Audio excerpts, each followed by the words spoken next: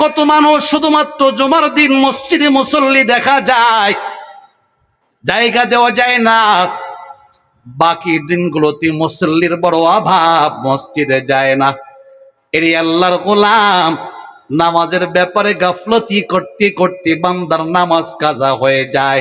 1 ওয়াক্ত কাজা হয়, 2 ওয়াক্ত কাজা হয়, 5 ওয়াক্ত কাজা হয়, 1 সপ্তাহ কাজা হয়, 1 মাস কাজা হয়। যুবক মুসলমানের অন্তরে একটা ধাক্কাও লাগে না, অন্তরে একটু ব্যথাও লাগে না, অন্তরে একটু ধাক্কাও লাগে না। আমার আখিরাত বরবাদ হয়ে যায়, মরণের পরের জিন্দেগিটা নষ্ট হয়ে যায়। নামাজ না পড়লে আখিরাত বরবাদ, আখিরাত বরবাদ। যুবকের আখিরাতের ফিকির নাই, যার কারণে নামাজের ব্যাপারে গাফলাতি। অথচ মুসলমানদের উচিত ছিল আজান শোনার পর দোকানদার ভাই দোকান বন্ধ করে মসজিদে যাবে, ঠিক কিনা? মুসলমানদের উচিত ছিল আজান শোনার পর ব্যবসায়ী ভাই ব্যবসা বাণিজ্য বন্ধ করে আল্লাহর ঘর মসজিদে চলে যাবে, ঠিক কিনা? এরই আল্লাহর গোলাম কৃষক বান্দাদের উচিত ছিল আজান শোনার পর কাজকর্ম বাদ দিয়া মসজিদে হাজির হয়ে যাবে। আম্মা জানদের উচিত ছিল আজান শোনার পর সব কাজ বন্ধ করে যায় নামাজের মুসল্লায় দাঁড়িয়ে যাবে, ঠিক কিনা? যাদের দিলটা আখিরাতমুখী, যারা হাকিকতটা বুঝেছে দুনিয়া কিছুই না, দুনিয়া কিছুই না, এই কথাটা অন্তরে যে বান্দারা বুঝাইতে পারছে, দুনিয়াতে আমরা খেলতামাশার জন্য আসি নাই, আল্লাহর গোলামের জন্য এসেছি। আমাদের আসল জিন্দেগিটা দুনিয়া না, দুনিয়া না। মুসলমানের আসল জিন্দেগিটা হলো মরণের পরের জিন্দেগি, ঠিক কিনা? এই দামি কথাটা যে বান্দারা অন্তরে বসাইতে পারছে রে বান্দা, আল্লাহর ওই বান্দাদের ইতিহাস তাকায় দেখো, জীবন পার হয়, নামাজ কাজা হয় না। 20 বছর 22 বছর পার হয়, নামাজ কাজা হওয়া তো দূরের কথা, তাকবীরে ওলা পর্যন্ত ছোটে না। দারুল উলুম দেওবন্দ মাদ্রাসার প্রতিষ্ঠাতা কাসিম নানুতুবি রহমাতুল্লাহ আলাইহি দারুল উলুম দেওবন্দ মাদ্রাসায় ছাত্রদেরকে পাগড়ি প্রদান করা হবে, একটা আয়োজন করা হলো। হাজার হাজার মানুষের সমাগম। আল্লাহর ওলি কাসিম নানুতুবির সাথে মুসাফা করবে, মুআনাকা করবে। আসরের নামাজের সময় হয়ে গেল, আজান আরম্ভ হয়ে গেছে। কাসিম নানুতুবি ডাক দিয়ে বলে, ও আল্লাহর বান্দারা, আগে নামাজ তারপরে মুসাফা মুআনাকা। নামাজ বাদ দিয়ে মুসাফা চলবে না, মুআনাকা চলবে না। নামাজটাকে অগ্রাধিকার করো। তোমরা সবাই মসজিদে যাও, আমিও মসজিদে আসতেছি, নামাজের পরে মোলাকাত হবে। রাস্তা করে দেওয়া হলো। তারপর ওই ইয়াকুব নানুতুবি আসরের নামাজের ইমামতি আরম্ভ করে দিলেন।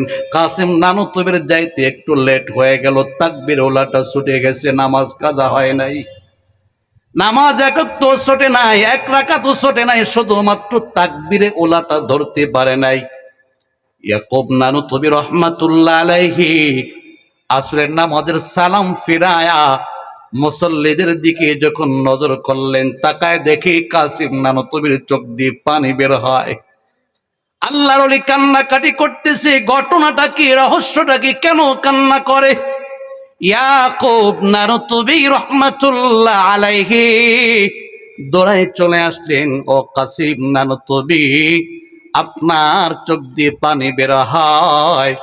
হাজার হাজার মানুষের সমাগম, না জানি কারো ব্যবহারে আপনি কষ্ট পেয়ে গেলেন কিনা, আপনার অন্তরে ব্যথা লেগে গেল কিনা, আপনার চোখ দিয়ে পানি বের হয়। আমি ইয়াকুব সবার পক্ষ থেকে ক্ষমা চাই, সবাইকে মাফ করে দেন। কাসিম নানুতুবি ডাক দিয়ে বলে, ওরে বাবা ইয়াকুব, আমাকে কেউ আঘাত করে নাই, আমাকে কেউ ব্যথা দেয় নাই। আমি কেন কান্না করি তুমি জানো না? হযরত, কেন আপনি কান্না করতেছেন? কাসিম নানু নানুতুবি বড় চমৎকার জবাবটা শোনায় দিলেন। অন্তরে কানটা লাগায়া শোনের যুবক, দিলের মধ্যেই যেন একটু ধাক্কা লাগে, দিলটা যেন একটু পরিবর্তন হয়ে যায়, দিলটা যেন একটু আখিরাতমুখী হয়ে যায়। কাসেম নানুতুবি ডাক দিয়ে বলে, ওরে বাবা ইয়াকুব, আজকে 22টা বছর পর আমি কাসেম নানুতুবির নামাজের প্রথম তাকবীরে ওলাটা ছুটে গেছি। 22 বছরের মধ্যে নামাজ তো কাজা হয় নাই, তাকবীরে ওলাও ছোটে নাই। আল্লাহু আকবার।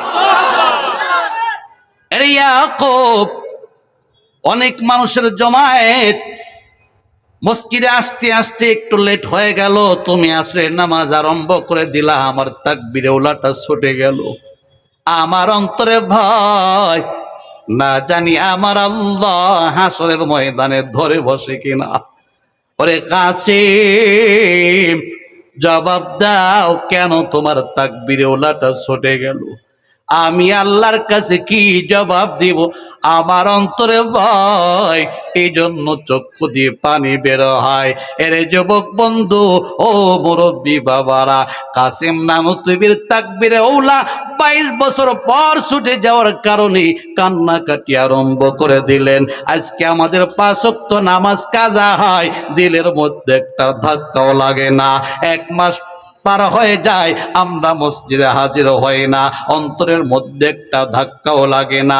1 বছর পার হয়ে যায়, যুবক সন্তান মসজিদে হাজির হয় না, অন্তরে একটা ধাক্কাও লাগে না। কারণটা কি, রহস্যটা কি? জীবনের মূল টার্গেট আমরা হারায় ফেলাইছি। কাসেম নানুতুবি জীবনের মূল টার্গেট ঠিক করতে পারছি, আমরা জীবনের মূল টার্গেট ঠিক করতে পারি নাই, ঠিক কিনা? কুতুবউদ্দিন বখতিয়ার কাকি রহমাতুল্লাহ আলাইহির নাম অনেকে শুনেছেন, যার নামে দিল্লিতে আজও কুতুব মিনার তৈরি করা আছে রে ভাই। প্রতিদিন শত শত মানুষ বিভিন্ন দেশ থেকে কুতুব মিনার দেখার জন্য আসে। কে সেই কুতুবউদ্দিন? বয়স যখন 1.5 বছর, দুনিয়ার থেকে বাবা ইন্তেকাল করে বিদায় নিয়ে যায়। কুতুবউদ্দিন 1.5 বছর বয়সে কলেজার টুকরা বাবাকে হারায়। এই কুতুবউদ্দিনের মায়ের কাছে লালিত পালিত হয়। বয়স যখন 6 বছর, কুতুবউদ্দিনের মা কুতুবউদ্দিনের হাতটা ধরে মাদ্রাসায় নিয়ে গেলেন। ওস্তাদজি গো, আমার কুতুবউদ্দিন বড় এতিম, বাবা নাই, আমি মায়ের বড় আশা, আমার কুতুবউদ্দিনকে হাফেজ কোরআন বানাবেন, আমার কুতুবউদ্দিনকে আলিফ বা তা সবক দিয়ে দেবেন। আমার মনটা বলে, আমার কুতুবউদ্দিন যখন আল্লাহর কালাম তেলাওয়াত করবে, আমার আল্লাহ রহমতের দরিয়ার মধ্যে জোশ এসে যাবে। আমার আল্লাহ খুশি হইয়া কুতুবউদ্দিনের তেলাওয়াতের বদলাতে বাবার কবরটাকে জান্নাতের টুকরা বানায় দেবে। কেমন মারে, কেমন মা! দুনিয়াদার মা না, সন্তানটাকে আখিরাতের সম্বল গোছানোর জন্য নিয়ে আসছে। ওস্তাদজি গো, আমার কুতুবউদ্দিনকে আলিফ বা তার সবক দিয়ে দিন, আমি মায়ের বড় আশা, আমার সন্তান হাফেজ কোরআন হবে। কলিজার টুকরা মা ওস্তাদজির কাছে কুতুবউদ্দিনকে রেখে চলে গেলেন বাড়িতে। ওস্তাদজি ওযু বানায়া কুতুবউদ্দিনকে ওযু শিখায়া আলিফ বা তার সবক দিয়ে আরম্ভ করে দিলেন।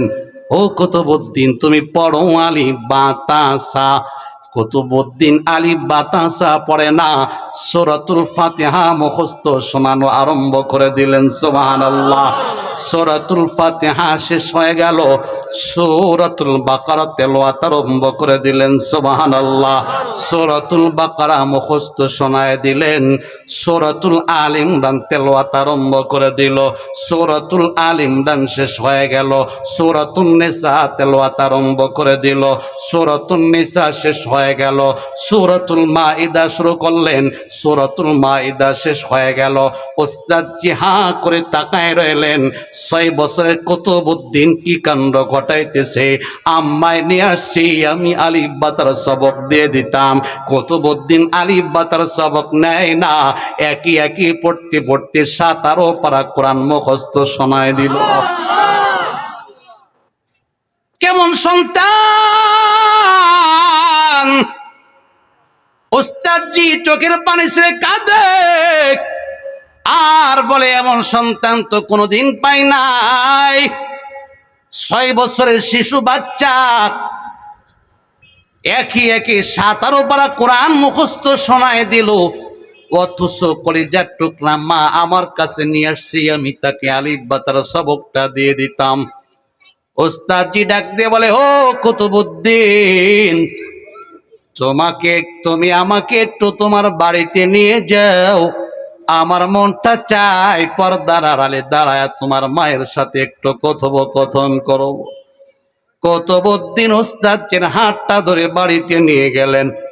আম্মা জানকে ডাক দিলেন, মা, ওস্তাদজি বাড়িতে আসছে, তোমার সাথে একটু পর্দার আড়ালে দাঁড়ায় কথা বলবে। কুতুবউদ্দিনের মা দৌড়ায় আসলেন, ওস্তাদজি গো, বলুন আমার সন্তানের কি হালাত, কি অবস্থা, কি বলার জন্য আপনি আসলেন?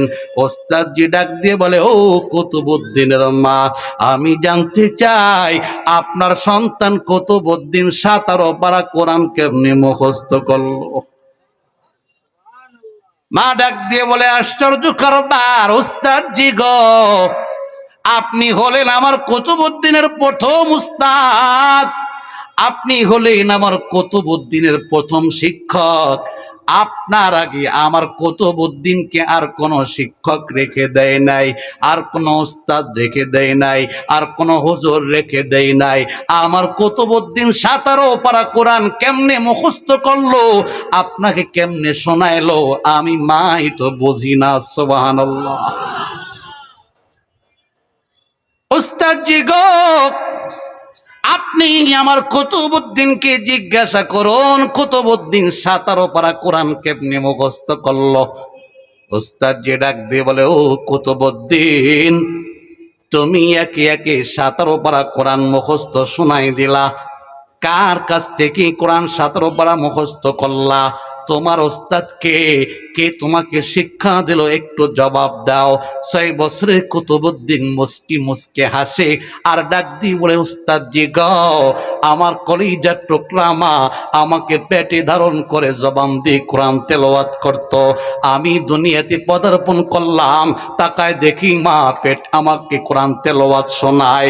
আম্মা জান ঘর ঝাড়ু দেয়, জবান দিয়ে কোরআন তেলাওয়াত করতে থাকে। কলিজার টুকরা মা রান্না বান্না করে, জবান দিয়ে কোরআন তেলাওয়াত করতে থাকে। কলিজার টুকরা মা আমি কুতুবউদ্দিনকে ঘুম পাড়ায়, জবান দিয়ে কোরআন তেলাওয়াত করতে থাকে। আমাকে ঘুম থেকে জাগ্রত করে, কলিজার টুকরা মা জবান দিয়ে কোরআন তেলাওয়াত করতে থাকে। ওস্তাদজি গো, মায়ের জবানের তেলাওয়াত শুনতে শুনতে আমি কুতুবউদ্দিন 17 পারা মুখস্থ করে ফেলছি।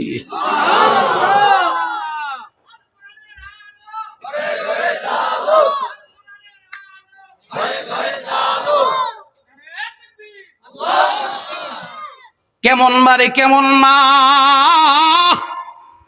আজকে মা আছে, এমন মায়ের বড় অভাব। অধিকাংশ ঘরের দিকে তাকাইলে আফসোস লাগে, দুঃখ লাগে রে ভাই। কোরআন আছে কিন্তু কোরআনের তেলাওয়াত নাই। স্বামীর সংসারে যেদিন আসছিল, বাবার বাড়ির থেকে একটা কোরআন নিয়ে আসছিল।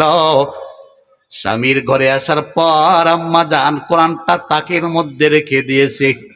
10টা বছর পার হয়ে গেল, স্বামীর সংসারে 20টা বছর পার হয়ে গেল, 30টা বছর পার হয়ে গেল, 50টি বছর পার হয়ে গেল। আম্মা জান ওই তাক থেকে কোরআনটা বের করে একটা দিন তেলাওয়াত করার সুযোগ পায় নাই। যার কারণে মা স্বামীর মধ্যে আজকে মিল মোহাব্বত নাই, সন্তান মা বাবার সাথে সম্পর্ক নাই, মোহাব্বত নাই।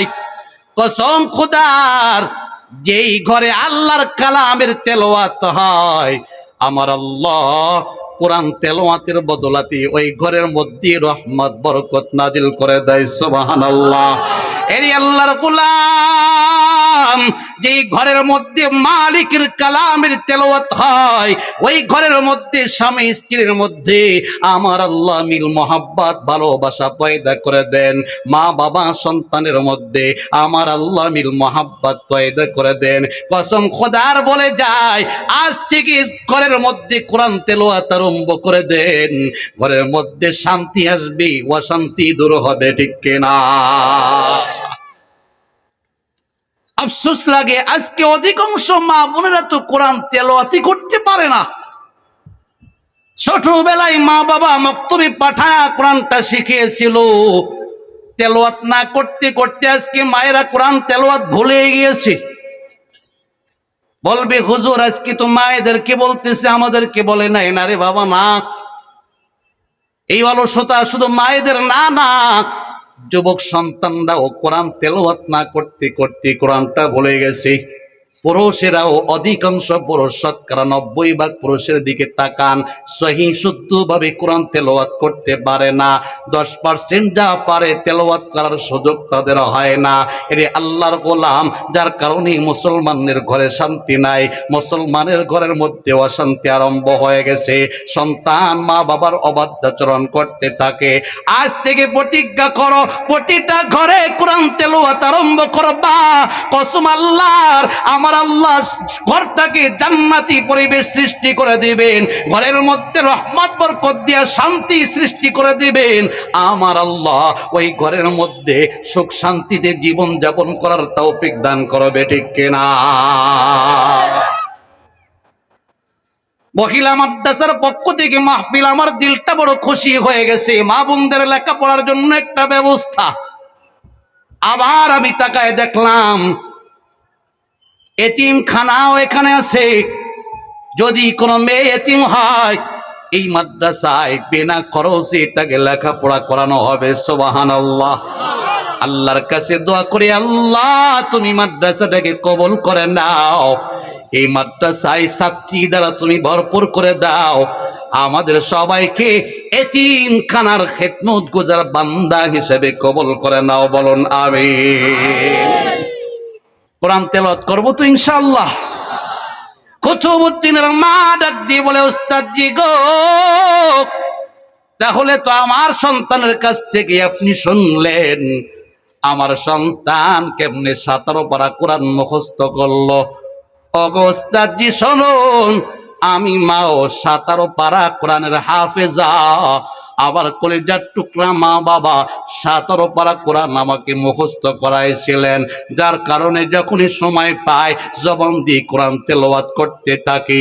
রান্না বান্না করি, জবানটা কোরআন তেলাওয়াত দ্বারা চলতে থাকে। ঘর ঝাড়ু দেই, জবান দিয়ে কোরআন তেলাওয়াত বের হইতে থাকে। ঘুমাইতে যাই, জবান দিয়ে কোরআন তেলাওয়াত বের হইতে থাকে। ঘুম থেকে উঠি, জবান দিয়ে কোরআন তেলাওয়াত বের হইতে থাকে।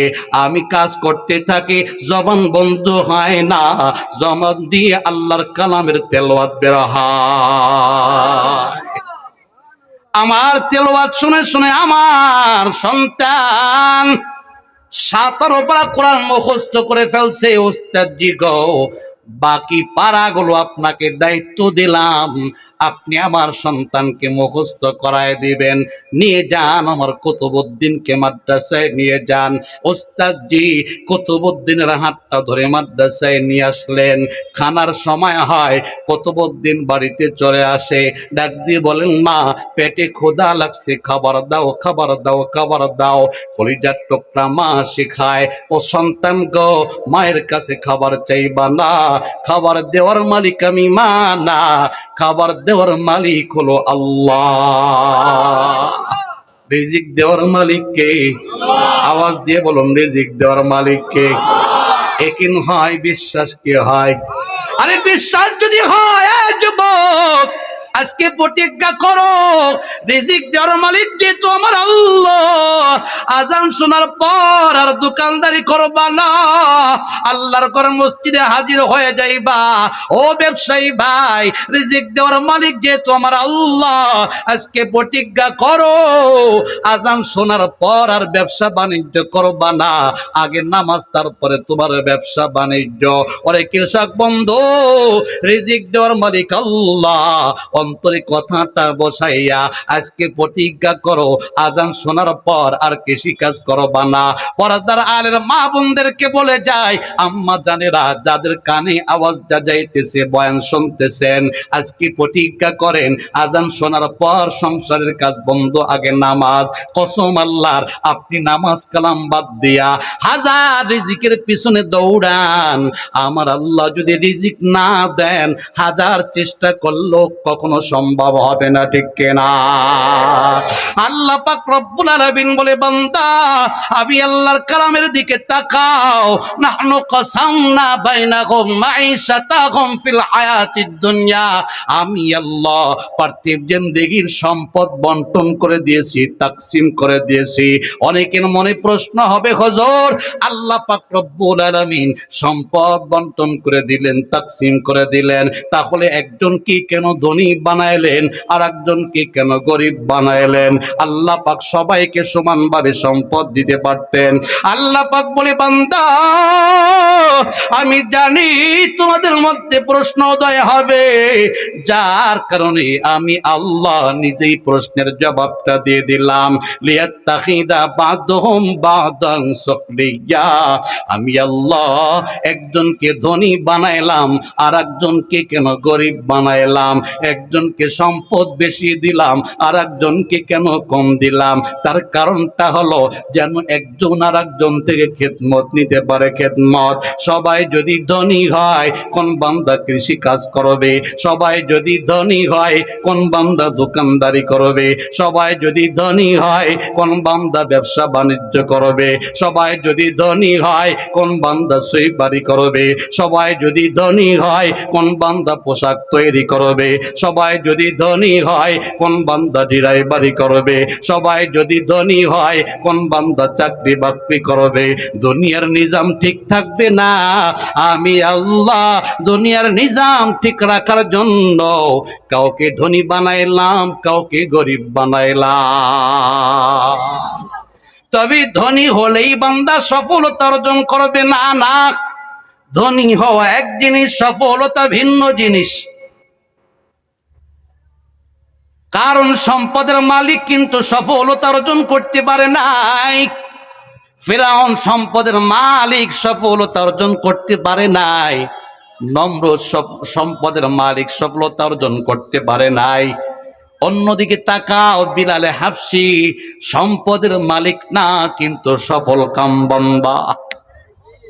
কেমন সফল কাম বান্দার যুবক ভাই? আল্লাহ নবী রাহমাতাল লিল আলামিন মিরাজের রজনীতে যখন জান্নাত ভ্রমণ করতেছিলেন, পয়গম্বর লক্ষ্য করে দেখে নবীর সামনে হযরতে বিলালের খরমের আওয়াজ শোনা যায়। জান্নাতের মধ্যে হযরতে বিলালে হাবশির খরমের আওয়াজ শোনা যায়। আল্লাহু আকবার। বিলালে হাবশি গরিব মানুষ, কিন্তু সফল কাম বান্দা।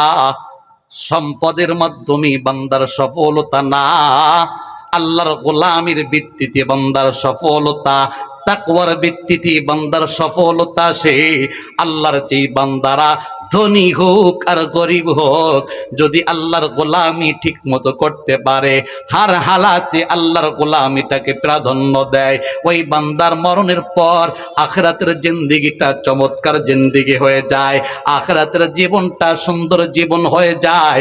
ওই বান্দার মরণটা হাসি মুখে হয়, বান্দার মরণটা কালিমার সাথে হয়, বান্দার মরণটা ইমানের সাথে হয়। বান্দা হাসরের ময়দানে নবীর বরকতে হাতে হাউজে কাউসারে পানি পান করে গো, আরশের ছায়া তলে বসে থাকে। পুলসিরাতের পুল চোখের পলকে পার হইয়া বিনা হিসাবে জান্নাতে প্রবেশ করে। সুবহানাল্লাহ। সফলতার ভিত্তি সম্পদ না, সফলতার ভিত্তি হলো তাকওয়া। সফলতার ভিত্তি সম্পদ না, সফলতার ভিত্তি হলো নেক আমল, নেক আমল, নেক আমল। ধনী বান্দা আল্লাহর দেওয়া সম্পদ যদি আল্লাহর রাস্তায় ব্যয় করে, ওই বান্দা দুনিয়ারও বাদশা, আখিরাতেরও বাদশা। ওসমান গনির দিকে তাকান, আমার আল্লাহ সম্পদের মালিক বানাইলেন। দুনিয়াতে ওসমান গনি বখিলাতি করে না, কৃপা কৃপণতা করে না, আল্লাহর রাস্তায় ব্যয় করে, আল্লাহর রাস্তায় ব্যয় করে। দুনিয়ায় থাকতে ওসমান রাদিয়াল্লাহু তাআলা আনহু জান্নাতের সনদ দিয়ে কবর জগতে গিয়েছেন। সুবহানাল্লাহ। আবু বকর সিদ্দিকের দিকে তাকান, মক্কার একজন ধনাঢ্য সাহাবী ছিলেন আবু বকর। ইসলাম গ্রহণ করার পর আখিরাতটাকে কেমন বুঝলো রে আবু বকর। দিনের রাস্তায় সব দিয়ে দিল, সব দিয়ে দিল, ভালো একটা পোশাক পর্যন্ত নাই। আবু বকরের দেহে চটের পোশাক, চটের পোশাক। রহমাতাল লিল আলামিনের সামনে হযরতে আবু বকর চটের পোশাক পরিধান করে বসে আছে। জিব্রাইল আলাইহিস সালাতু ওয়াস সালাম নবীর কাছে এসে নবীজিকে সালাম দিলেন। নবী তাকায় দেখে জিব্রাইল আলাইহিস সালামের দেহের মধ্যে চটের পোশাক। নবী ডাক দিয়ে বলে, জিব্রাইল তোমার দেহে কেন চটের পোশাক? ইতিপূর্বে আমি পয়গম্বর চটের পোশাক তোমার দেখে দেখি নাই, আজকে কেন চটের পোশাক পরিধান করলা? জিব্রাইল ডাক দিয়ে বলে, নবী গো, আপনার সাহাবী আবু বকর সব সম্পদ আল্লাহর রাস্তায় দান করে আজকে চটের পোশাক পরিধান করেছে। আমার আল্লাহর কাছে এত মায়া লাগছে, আবু বকরের উপরে আমার আল্লাহ এত সন্তুষ্ট হয়ে গেলেন। আমি জিব্রাইল কি আল্লাহ পাক হুকুম করলেন, জিব্রাইল রে আবু বকর যেমন চটের পোশাক পরল, তুমিও তেমন চটের পোশাক পরিধান করো। ওরে জিব্রাইল, শুধু তুমি না, আসমানে যত ফেরেশতা আছে সব ফেরেশতারা আজকে আবু বকরের মতো চটের পোশাক পরিধান করে আবু বকরের সাদৃশ্য অবলম্বন করবে।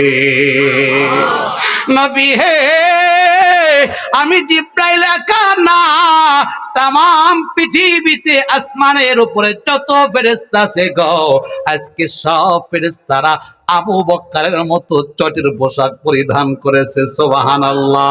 ও পয়গম্বর, আপনার আবু বকরের উপরে আল্লাহ এত খুশি, এত খুশি, এত খুশি, আল্লাহ পাক নিজের পক্ষ থেকে আবু বকরকে সালাম জানিয়েছেন। সুবহানাল্লাহ।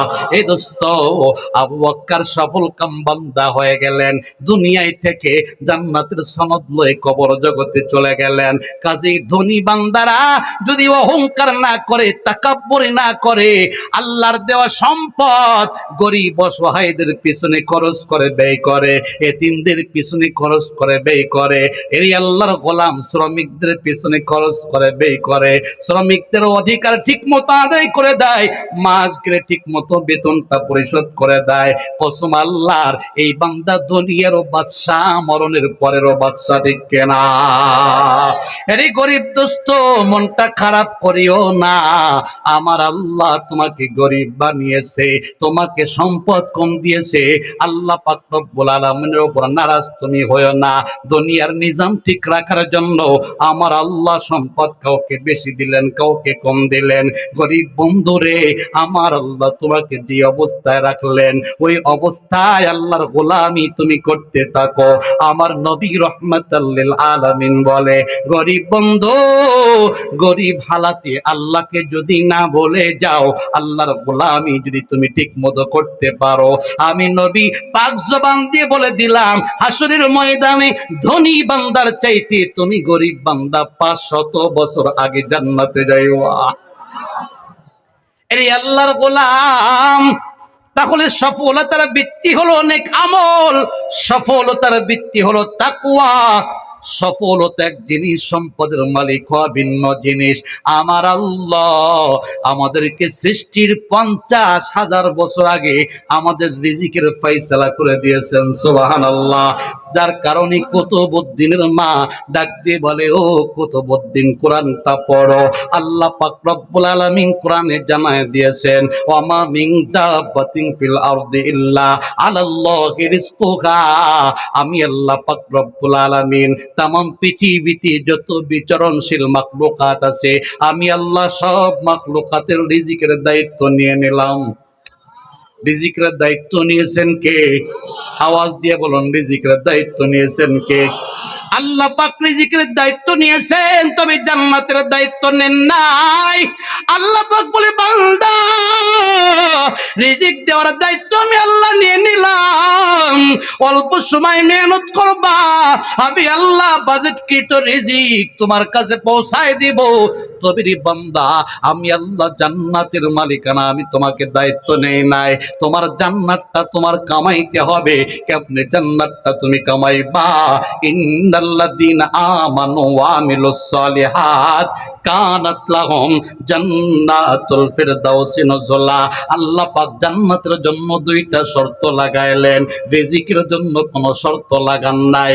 আল্লাহ পাক বলে, বান্দা রিজিকের জন্য কোনো শর্ত না, আমি আল্লাহ রিজিক দেওয়ার মালিক, না খাওয়ায় তোমাকে কবরে নেব না। তবে রে বান্দা, জান্নাতটা আমি আল্লাহ দিব না। জান্নাত পাইতে হলে দুনিয়াতে কষ্ট করা লাগবে। কি কষ্ট তুমি করবা? এক নম্বর হলো তোমার ঈমান আনয়ন করতে হবে। ইন্নাল্লাযীনা আমানু, এক নম্বর শর্ত হলো ঈমান। ঈমান তো আলহামদুলিল্লাহ আমাদের প্রত্যেকেরই আছে। দুই নম্বর শর্ত হলো ওয়া আমিলুস সালিহাত, নেক আমল, নেক আমল, নেক আমল। আল্লাহ পাক বলে, ঈমান এবং নেক আমল যদি ঠিক থাকে রে বান্দা, আমি আল্লাহ ওয়াদা দিলাম, কানাত লাহুম জান্নাতুল ফিরদাউসি নুজুলা, মরণের পর আমি আল্লাহ জান্নাতুল ফিরদাউস তোমাকে দান করব। কাজী রিজিকের পেরেশানি কমাও, জান্নাতের পেরেশানি বাড়াও। কোন কাজ করলে জান্নাত মিলবে সেই কাজ তুমি করো, রিজিকের পেরেশানি কমায় দাও। এরে আল্লাহর গোলাম কুতুবউদ্দিনের মা ডাক দিয়ে বলে, কুতুবউদ্দিন রিজিক আল্লাহর কাছে চাও, আমি মায়ের কাছে তুমি রিজিক চাইবা না। কুতুবউদ্দিন ডাক দিয়ে বলেন, মা আল্লাহর কাছে কেমনে রিজিক চাইবো?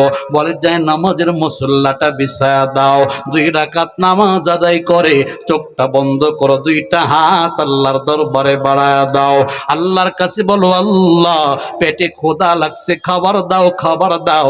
শিশু বাচ্চা যায় নামাজের মুসল্লা বিছায়া চোখটা বন্ধ করে 2টা হাত আল্লাহর দরবারে বাড়ায়া বলে, আল্লাহ পেটে ক্ষুধা লাগছে, খাবার দাও। কুতুবউদ্দিনের মা রুটি বানায়া আস্তে করে পিছন দিক দিয়ে রুটি রেখে চলে আসে, ডাক দিয়ে বলে, সন্তান একটু নিচের দিকে তাকাও, দেখো রিজিকের ফয়সালা হলো কিনা। কুতুবউদ্দিন মুনাজাত শেষ করে নিচের দিকে তাকায়, দেখে রুটির ব্যবস্থা হয়ে গেছে। কুতুবউদ্দিন লাফায় আর বলে, মা আল্লাহর কাছে খাবার চাইলাম, আমার আল্লাহ রুটি পাঠায় দিয়েছে। আরে মা সন্তানকে ঈমান শেখায়, ঈমান শেখায়। আমরা সন্তানকে দুনিয়া শেখাই, কারণ আমরা হলাম দুনিয়াদার। কুতুবউদ্দিনের মা দুনিয়াদার না, কুতুবউদ্দিনের মা আখিরাতমুখী মানুষ, যার কারণে তার সন্তানটাকে আখিরাত চেনায়। কুতুবউদ্দিনের মা রবকে চিনছে, তার সন্তানকে রবকে চেনায়। সুবহানাল্লাহ। আমরা সন্তানকে বলি, সন্তান তুমি বড় হইলা ডাক্তার হবা, ইঞ্জিনিয়ার হবা, প্রফেসর হইবা, কোটি কোটি টাকা তুমি ইনকাম করবা, গাড়ি বাড়ির ব্যবস্থা তোমার হবে। আল্লাহকে চিনাই না, কিন্তু যারা মাদ্রাসায় লেখাপড়া করে তাদেরকে শেখানো হয় রিজিক দেওয়ার মালিক আল্লাহ। কাজে রিজিকের জন্য বেশি পেরেশানি করিও না, আল্লাহর কাছে রিজিক চাও, অল্প সময় মেহনত করো, আল্লাহ পাক রিজিক দিয়ে দেবে। রিজিকের চাইতে তোমার নেক আমলের প্রতি বেশি মেহনত লাগবে, ঠিক কিনা? কুতুবউদ্দিনের মা সন্তানটাকে ঈমান শেখায়। কুতুবউদ্দিন রুটি খাইয়া আবার মাদ্রাসায় চলে যায়। মাদ্রাসা যখন ছুটি হয়ে যায় আবার বাড়িতে চলে আসে, আবার মার কাছে খাবার চায়। মা বলে, আল্লাহর কাছে চাও, মার কাছে চাইবা না। এইভাবে কিছুদিন পার হয়ে গেল। কুতুবউদ্দিন আসা যাওয়া করে। একদিন মা অনেক দূরে বেড়াইতে চলে গেল। কলিজার টুকরা মা, অনেক দূরে বেড়াইতে গেছি, কুতুবউদ্দিন মাদ্রাসায়। ছুটির সময় হয়ে গেল, কুতুবউদ্দিন মাদ্রাসা থেকে বাসায় চলে আসলো। তাকায় দেখি আজকে মা নাই, যায় নামাজের মুসল্লাটা বিছাইয়া 2 রাকাত নামাজ আদায় করে অন্য দিনের মতো আজকেও 2টা হাত বাড়ায়া আমার আল্লাহর কাছে রিজিক চাওয়া আরম্ভ করে দিলেন। সুবহানাল্লাহ। আজ তো মা নাই, অন্যদিন মা রুটি বানায়া পিছন দিক দিয়ে রেখে আসতো, আজকে রুটি খেয়ে দিবি, মা তো অনেক দূরে। মার দিলের মধ্যে ধাক্কা লেগে গেল, আয় আল্লাহ, আমার সন্তানের খাবার সময় হয়ে গেছে, সন্তান তোমার কাছে খাবার চায়, আজকে যদি খাবার না পায় তোমার উপরে আস্থা হারাই ফেলবে, ইমানটা এখনো হয়তো মজবুত হয় নাই। আল্লাহ গাও, আমার সন্তানকে আজকে তুমি কুদরতিভাবে রিজিক পৌঁছায় দাও। এ দোস্ত বলো, আমার আল্লাহ ইচ্ছা করলে কুদরতিভাবে রিজিক দিতে পারে কি পারে না? আওয়াজ দিয়ে বলুন, পারে কি পারে না?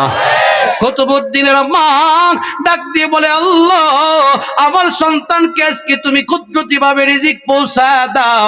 আমি মায়ের বিশ্বাস আছে, ইয়াকিন আছে, তুমি ইচ্ছা করলে আমার কুতুবউদ্দিনের কাছে খাবার পৌঁছায় দিতে পারো। আমি মা আল্লাহর কালাম পড়েছি, আল্লাহর কালামের মধ্যে অনেক ঘটনা দেখেছি। আল্লাহ গো, তুমি কুদরতিভাবে অনেকের কাছে খাবার পৌঁছায় দিয়েছো। মারিয়াম আলাইহিস সালামের দিকে তাকান। মারিয়ামের খালু হলো জাকারিয়া পয়গম্বর আলাইহিস সালাতু ওয়াস সালাম।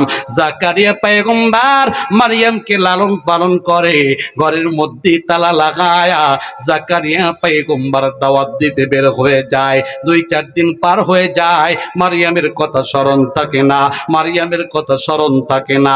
2-4 দিন পার হওয়ার পর হঠাৎ করে যখন মারিয়ামের কথা স্মরণ হয়, জাকারিয়া পয়গম্বর দৌড়ায়, না জানি মারিয়াম না খেয়ে দুনিয়ার থেকে বিদায় নিয়ে গেল কিনা।